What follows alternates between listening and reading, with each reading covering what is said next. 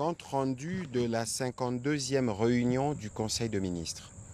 Le président de la République, chef de l'État, Félix Antoine Tshisekedi Tshilombo, a présidé ce vendredi 18 juillet 2025 à la Cité de l'Union africaine, la 52e réunion du Conseil de ministres. 5 points étaient inscrits à l'ordre du jour, à savoir 1. Communication du président de la République, chef de l'État. 2. Point d'information. 3. Approbation d'un relevé des décisions de Conseil de ministres. 4. Examen et adoption de dossiers. Et 5. Enfin, examen et adoption de textes.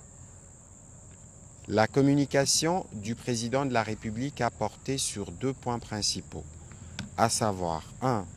Du respect de l'ordre opérationnel aux frontières aéroportuaires terrestres et lacustres de la République démocratique du Congo. Le président de la République suit avec une vigilance particulière la situation qui prévaut à nos différents postes frontaliers, notamment dans les aéroports où lui parviennent des plaintes émanant des opérateurs économiques, des différents voyageurs et autres visiteurs de notre pays. Ces derniers dénoncent des tracasseries multiformes, exercées en dehors de tout cadre légal et qui entravent gravement la fluidité des échanges ainsi que l'exercice normal des activités commerciales. Rappelons que l'ordre opérationnel aux frontières a été mis en place précisément pour mettre un terme à ces pratiques préjudiciables à l'image de notre pays et à l'économie nationale. Il a souligné que cette réforme visait à rationaliser la présence des services publics au point d'entrée et de sortie du territoire, à simplifier les procédures liées au commerce extérieur et à assainir le climat des affaires dans une logique de gouvernance efficace et de respect de l'autorité de l'État. La résurgence de toute dérive que rien ne saurait justifier compromet sérieusement les efforts de réforme engagés par le gouvernement et nuit à l'image même de nos institutions. Face à cette situation, le président de la République a appelé à une évaluation et à une actualisation rigoureuse, exhaustive et sans complaisance de l'exécution de l'ordre opérationnel, car il est impératif que tous les services non indispensables ou dont la présence n'est pas strictement encadrée par les textes légaux ou réglementaires soient retirés sans délai et sans aucune forme de procès. La restauration de l'autorité de l'État passe par la fin de comportements déviants et la tenue d'un ordre opérationnel crédible à nos frontières. À cet effet, il a instruit formellement le vice-premier ministre, ministre de l'Intérieur, celui de la Défense nationale, de Transport et Voies de communication, le ministre de la Santé, Hygiène et Prévention, celui du Commerce extérieur, l'administrateur général de l'ANR, le directeur général de la DGM, ainsi que tous les autres services spécialisés, de prendre sans délai les mesures suivantes. 1. Procéder à un audit ciblé et documenter des services opérant actuellement aux frontières. 2. S'assurer que seuls les services indispensables et dûment mandatés poursuivent leurs activités dans un cadre coordonné, transparent et efficace. Écarter sans ménagement tout agent ou structure exerçant en violation des textes ou se livrant à des pratiques attentatoires à l'éthique de l'État et au climat des affaires. Le président de la République a insisté pour que toute mesure à adopter dans ces cadres tienne absolument compte des impératifs de sûreté de l'État en parfaite adéquation avec le contexte sécuritaire particulièrement sensible que traverse actuellement notre pays.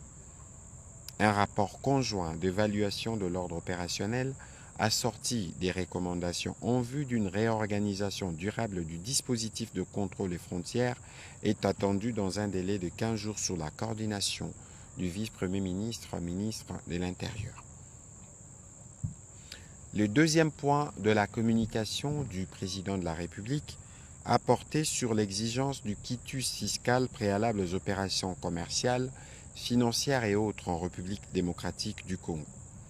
Le président de la République a été informé des préoccupations légitimes exprimées par les représentants du secteur privé à la suite de l'entrée en vigueur des nouvelles conditions relatives à l'exigence du quitus fiscal telles que prévues par la loi de finances 2025 et son arrêté d'application du 9 avril 2025. Bien que ces dispositions traduisent une volonté louable de renforcer la discipline fiscale, leur mise en œuvre semble engendrer des difficultés opérationnelles qui affectent directement le fonctionnement du secteur privé, notamment les respects des clauses contractuelles en cours d'exécution entre entreprises, l'octroi de crédits, pilier essentiel du financement de l'économie, l'attractivité financière du pays, en particulier vis-à-vis des investisseurs et des non-résidents, et plus globalement la fluidité des opérations commerciales. L'exigence du quitus fiscal comme condition préalable au paiement de créances interentreprises, à l'ouverture de comptes bancaires pour les non-résidents ou encore à la délivrance de cartes de travail pour les expatriés impose des contraintes disproportionnées aux conséquences immédiates sur l'activité économique. Le président de la République a rappelé que l'amélioration du climat des affaires constitue un pilier stratégique de son programme de transformation économique de notre pays.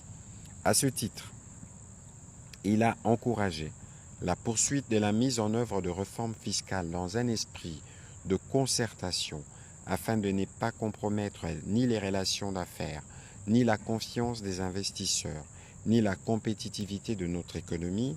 C'est dans ces cadres que la Première ministre a été chargée d'organiser sous sa supervision et avec l'appui de la cellule climat des affaires des échanges approfondis avec l'ensemble de parties prenantes, notamment les ministères des Finances, la Direction générale des impôts et les représentants du secteur privé en vue de réaliser une évaluation technique et économique de modalités d'applications actuelles du quitus fiscal, de proposer un cadre fiscal revisé conciliant impératifs budgétaires, attractivité économique et fluidité des affaires, et de formuler, les cas échéants, les amendements à intégrer dans la prochaine loi des finances en prévoyant une entrée en vigueur progressive, concertée et soutenue par les acteurs concernés. Dans l'attente de conclusion de ces concertations, un moratoire temporaire ciblé sur certaines exigences jugées les plus contraignantes devra être mis en place pour préserver les intérêts publics comme privés. L'objectif de cette démarche demeure celui d'asseoir une gouvernance fiscale rigoureuse, équitable et prévisible au service de la stabilité et de la croissance de notre économie. Dans la suite de la communication du président de la République, la première ministre chef du gouvernement s'est apaisantie, elle, sur le renforcement de la riposte contre le choléra et la sortie des crises ainsi que la résilience face aux inondations à Kinshasa. Elle a soutenu avoir mis en place une commission ad hoc chargée notamment de procéder à l'intégration dans une feuille de route stratégique commune tous les plans sectoriels émanant des différents ministères concernés par les deux problématiques de santé publique. Cette feuille de route comprend des opérations claires et systémiques de riposte à l'épidémie de choléra, ainsi que des propositions de sortie de crise et de résilience face aux conséquences des inondations dans le pays.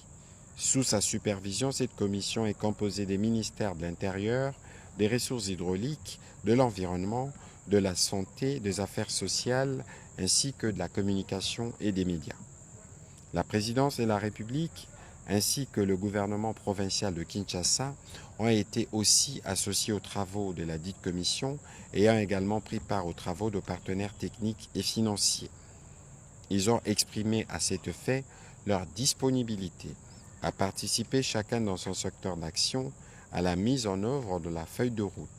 Programmée sur une période de 3 mois, cette feuille de route reprend des opérations multisectorielles réparties sur les 4 piliers suivants.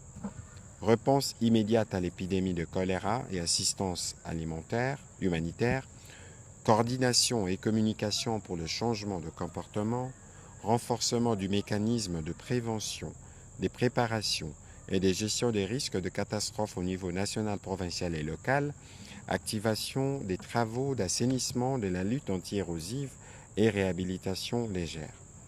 Compte tenu de l'urgence liée à la vitesse de propagation de l'épidémie, notamment dans les grandes agglomérations du pays, et de la nécessité de sortie de crise des inondations, elle a instruit les ministres d'État au budget ainsi que celui des Finances, chacun en ce qui le concerne, de prendre les dispositions utiles quant à ceux. Au deuxième chapitre du Conseil de ministres de ce jour, relatif au point d'information, le vice-ministre de l'Intérieur a présenté au Conseil l'État et l'administration du territoire national. Au cours de la semaine qui s'achève, l'état d'esprit de la population a été entre autres marqué par l'interrogation de la population consécutive à la surchauffe des hostilités sur les différentes lignes de front tant au nord Kivu qu'au sud Kivu, alors que les négociations sont en cours à Doha au Qatar après l'accord signé à Washington. Sur le plan politique, il a informé le Conseil de son instruction donnée au vice-gouverneur du Haut-Katanga, Martin Kazembe Choula, pour assumer l'intérim du gouverneur de province Jacques Kiabula Katwe suite à son indisponibilité. La déchéance du vice-gouverneur de la province de la Mongala, Cédric Ayakakuma, par la requête de mise en accusation émise par les procureurs généraux près la Cour de cassation qui a fait l'objet d'informations aux membres du gouvernement. Sur un autre chapitre, le vice-ministre des Affaires coutumières a rassuré que son ministère poursuit avec la vulgarisation de textes sur le comité provincial local de sécurité mixé aux opérations de police dites Ndobo afin de combattre efficacement et avec efficience l'insécurité dans nos villes et autres centres urbains. Par ailleurs, il a aussi fait le point de la situation frontière et de l'état des lieux de catastrophes et sinistres intervenus dans les provinces du Congo central, Mongala et Kasaï. Toujours sur ces chapitres, le vice-premier ministre, ministre de la Défense nationale, a quant à lui brossé la situation générale au plan opérationnel dans le nord Kivu et les sud Kivu, et il a aussi abordé la question de la situation sécuritaire et de la calmie observée dans les triangles Congo central, Kinshasa et Grand Bandundu. Au sujet de la situation épidémiologique, le ministre de la Santé publique, Hygiène et Prévention sociale a brossé la situation épidémiologique en République démocratique du Congo. En ce qui concerne le choléra, il a indiqué que la situation sanitaire est demeurée inquiétante au cours de cette semaine avec une létalité de 4,6% au pays et toujours autour de 4% à Kinshasa. Les cumuls du taux de létalité de la première semaine à la 27e semaine est de 2,1% sur l'ensemble du pays. L'épicentre en reste les provinces de la Chopo et du Sud Kivu. On note une augmentation des cas en moyenne 1200 par semaine depuis 6 semaines consécutives. Cette tendance à la hausse est observée dans les provinces de Kinshasa, Équateur, Lomami, Maniema et Maindombe. Par contre, il a été noté une baisse des cas dans les provinces de Olomami et de Haut-Katanga. La province du Lualaba a déclaré la fin de l'épidémie de choléra, 0 cas depuis la 20e semaine. Afin de limiter le risque de contamination et de protéger la population, le ministère de la Santé publique a recommandé l'application de mesures d'hygiène contre le choléra, à savoir le lavage de mains avec de l'eau propre et du savon, la prise régulière de l'eau potable, bien cuire les aliments et laver le fruit, éviter toute défécation à l'air libre, nettoyage régulier des latrines, garder les lieux de vie propres, en cas de diarrhée, se rendre immédiatement dans un centre de santé le plus proche. En ce qui concerne le Mpox, la tendance à la 27e semaine épidémiologique est marquée par une augmentation de cas suspects passant de 313 à 529. Les actions de riposte se poursuivent afin de venir à bout de cette épidémie. Note d'information relevant du secteur de l'éducation nationale. La ministre d'État, ministre de l'Éducation nationale et Nouvelle Citoyenneté, a informé le Conseil du lancement officiel de la plateforme e-diplôme, un projet stratégique de sécurisation, de modernisation et de transparence dans la gestion des diplômes d'État en République démocratique du Congo. En effet, la plateforme diplôme.cd, première solution numérique de certification des diplômes d'État reposant sur la technologie de la blockchain, constitue un tournant décisif dans la modernisation du système éducatif congolais. Elle vise à dématérialiser l'émission des diplômes, sécuriser les documents académiques via la technologie blockchain, faciliter leur vérification nationale et internationale, garantir l'accessibilité permanente aux diplômés, employeurs, universités et ambassades, et assurer un archivage sécurisé et permanent sans perte de données même en cas d'évolution des systèmes internes. En termes d'impact attendu, la ministre d'État, ministre de l'Éducation, a évoqué la réduction drastique de la fraude au diplôme, le gain de crédibilité internationale du système éducatif congolais et l'autonomisation des diplômés, car les diplômés auront une preuve directe de leur diplôme certifiant accessible en tout temps. Cette avancée majeure vers la transparence, la modernisation et la souveraineté numérique du système éducatif congolais positionne les systèmes éducatifs de la RDC comme un modèle de gouvernance en Afrique centrale. C'est une opportunité significative pour restaurer la confiance dans nos institutions éducatives et moderniser l'image du pays à l'international. Bien que les diplômes papier seront toujours disponibles, a-t-elle insisté, les diplômes électroniques viennent en complémentarité et ajoutent un niveau de sécurisation, de crédibilité et de pérennité. Note d'information relevant du secteur de l'enseignement supérieur et universitaire. La ministre de l'Enseignement supérieur et universitaire a présenté au Conseil la nouvelle réglementation des écoles doctorales en République démocratique du Congo. Fruit des analyses, réflexions et propositions des experts délégués de toutes les parties prenantes, cette nouvelle réglementation apporte notamment des innovations suivantes. Le concept de troisième cycle est remplacé par l'école doctorale. La mise en place de la formation doctorale est réservée aux seules universités et écoles supérieures. Les conditions de création des écoles doctorales sont renforcées. La réforme du système LMD est désormais complète par l'ajout du cycle du D. Les formes des écoles doctorales sont précisées et la formation éclatée en activités et en crédit. Le temps des formations est dorénavant réglementé. La formation doctorale est consacrée en tant que continuité des 3 missions dévolues à l'université, d'où l'implication de tous les membres du comité de gestion. La ministre de l'Enseignement supérieur a précisé qu'à travers cette réforme, il est question de garantir la non-complaisance ou la légèreté scientifique dans la formation doctorale afin d'y ériger un sanctuaire d'excellence, de pensée critique et de recherche responsable. Mieux, doter les pays d'écoles doctorales compétitives, respectées et dignes des ambitions du peuple.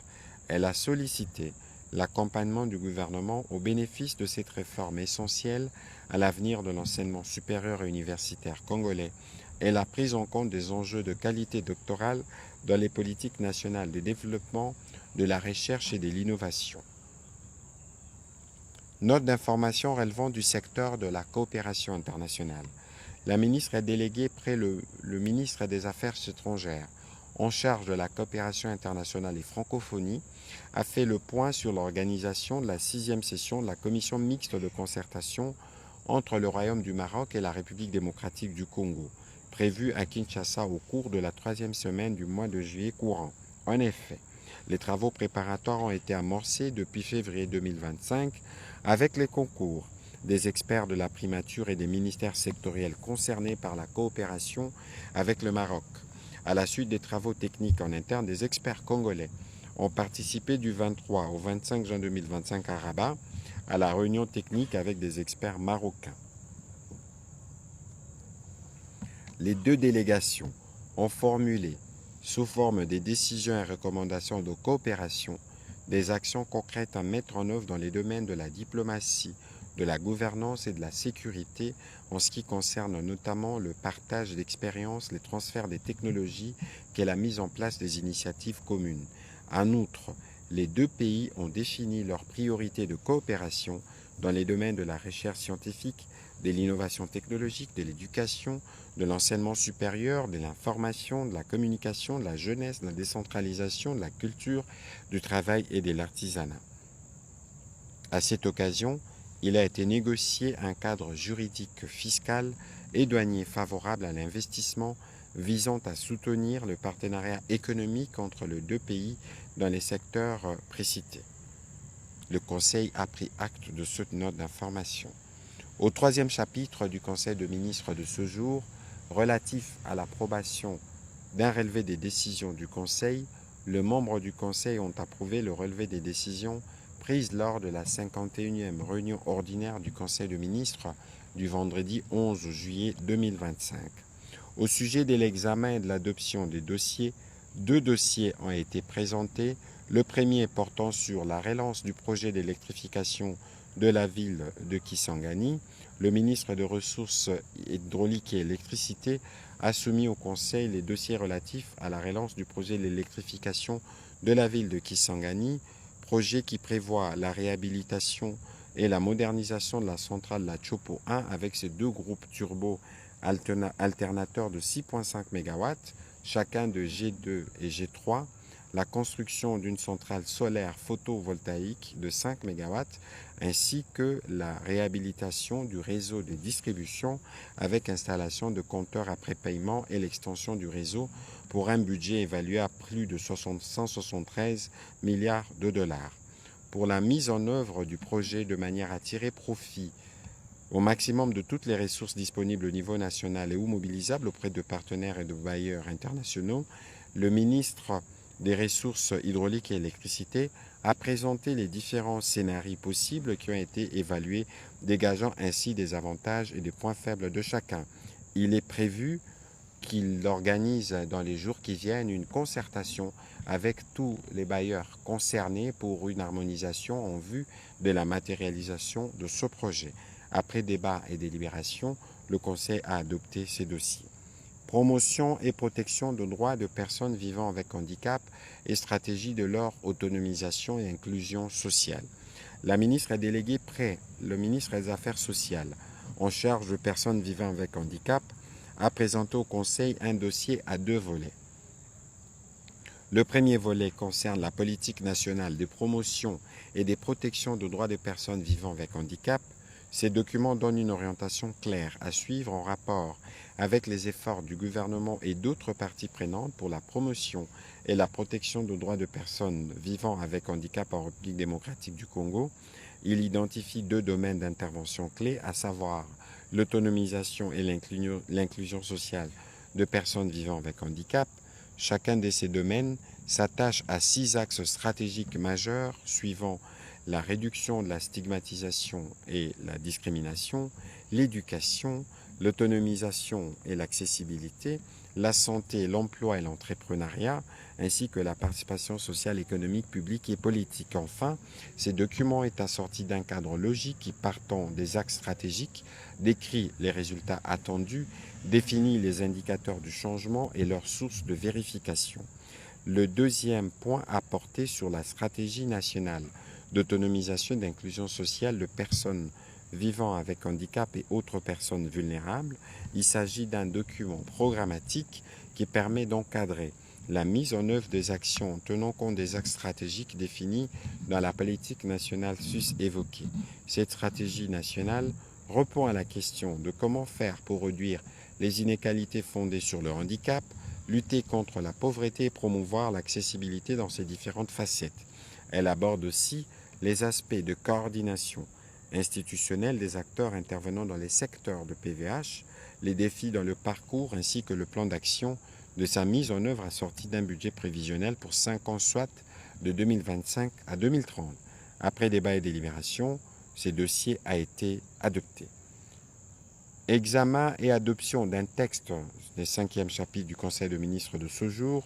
Le vice-ministre de la Justice et Contentieux international a soumis au Conseil pour examen et adoption le projet d'ordonnance-loi portant autorisation de la prorogation de l'état de siège dans les provinces de l'Ituri et du Nord Kivu pour une période de 15 jours prenant cours le 21 juillet 2025. Après débat et délibération, le Conseil a adopté ces projets d'ordonnance-loi. Commencée à 14h57, la réunion du Conseil de ministres a pris fin à 17h58. Je vous remercie.